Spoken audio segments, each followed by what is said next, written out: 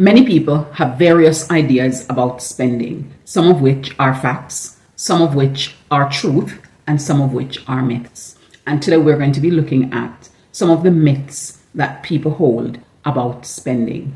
Welcome back to Ira Living. On today's episode, we're going to be looking at 5 myths that people hold about spending. And these myths are compounding the experience of living paycheck to paycheck and feeling poor. And in exploring them, hopefully, people are able to make the relevant adjustments that are needed to their lives to ensure that they no longer need to feel trapped and be bounded by these myths that they hold. Myth number 1 is emotional buying. Now, many people feel that when they buy something, in some way, shape, or form, it's going to add to their happiness, their feeling of wholeness and fulfillment. But oftentimes, we recognize that even though it might give a fleeting experience of joy or happiness or feeling significant, it is very short-lived. And before long, they are left with feeling disappointed, feeling that they once again were unable to do what was right for their lives and for their future. The fact of the matter is that saving money is what is actually going to have a potential of impacting your happiness. And the reason for that is because savings add to your security. Now, the reason savings add to your happiness is because it increases your level of financial security.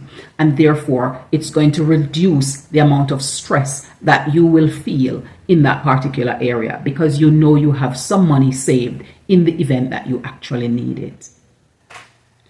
Number 2 thing is the misunderstanding of cumulative impact. Now, cumulative impact is when you add up everything and see what the impact is that it has at the end. Now, oftentimes people will say that not buying a cup of coffee or not treating yourself to a particular indulgent isn't going to make you rich. And of course, that one-off spending might not add to your wealth portfolio because it's not that significant an expense that you're actually spending in that particular moment. However, things accumulate over time can make profound impact to our future.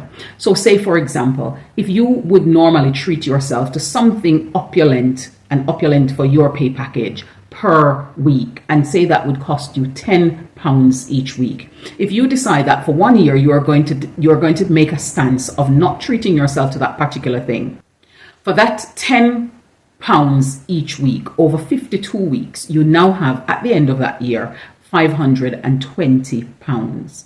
Now, if you were supposed to make a bigger gesture, for example, of peeling back the curtains and making a stance to say you're not going to spend on other things, think about how much money you could have at the end of that for your investment fund. Now, instead of justifying your expenses by trivializing the level of impact it would have, what I would challenge you to do is for this year to take a stance to say you're not going to spend on a particular thing that you normally would spend on. Put the money aside in a jar or in an envelope and then see how much that money materializes by the time you get to the end of the year. And if you feel that it has made a significant impact, then what you will need to do is to start a savings fund. And instead of putting that money aside in that way this time, put that money aside in a high yielding savings account and continue your plan with something else next year, or with adding on more to that for next year, and then seeing how much you have at the end of that year. And before long, that dream, that aspiration that you want to work on is something that becomes more than possible because you've recognized the impact of accumulating. Number 3 is that expensive equates to luxury. And this is not necessarily the case. So something could be expensive and still not be luxurious. And oftentimes people benchmark their luxury based on the brands and the labels that they're acquiring. Oftentimes, brands have come up with the genius of franchising or silence franchising. And what this is it's not obviously known that they've sold out their franchise to different organizations. However, they have. And then you have different people who are manufacturing the same product and sticking their labels on it and selling it. And people are therefore getting things that are of a lower quality.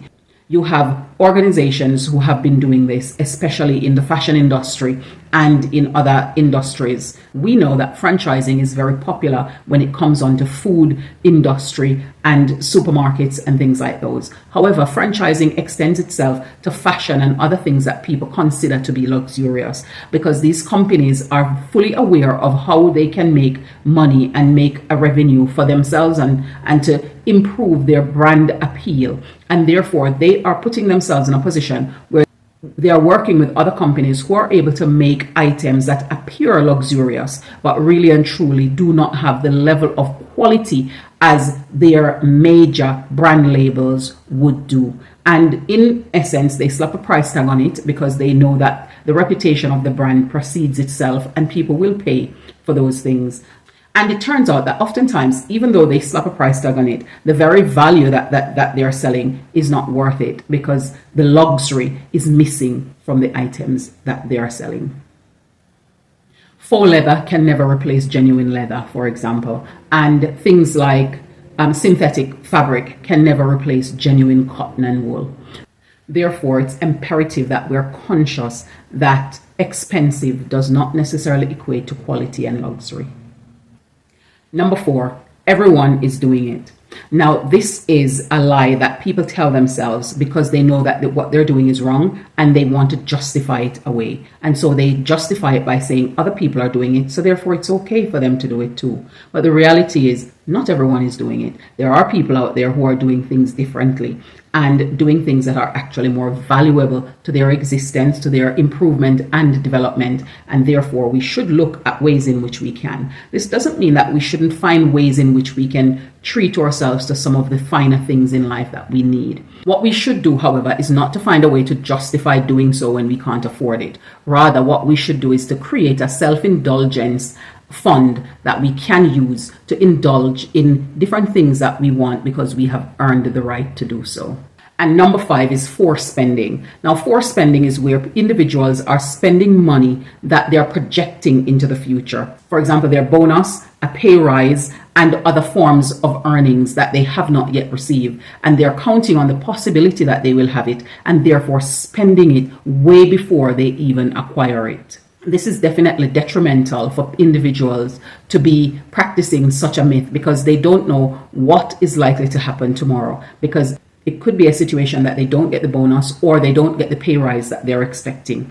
And if that money doesn't come in the way they're expecting, they will need to find different approach or strategy to make these payments. And what this does is it increases their stress level and cause them to feel depressed and anxious because they're now unable to fulfill a demand that they had. And so they find it difficult to address this situation that they found themselves in because they've already utilized money that they forecasted into the future that they would have, spend it now, and do not have it to access in order to fulfill some of the other relevant needs that they have in their life. Remember, it's through understanding the way in which money works that we get to eliminate some of the myths that we have come to learn and believe and develop new ideas that are based on facts and truth that will help us to work the best we possibly can with the money and other resources that we have accessible to us. Remember, financial literacy is revolutionary. It has transformed my life and I believe it can do the same to yours.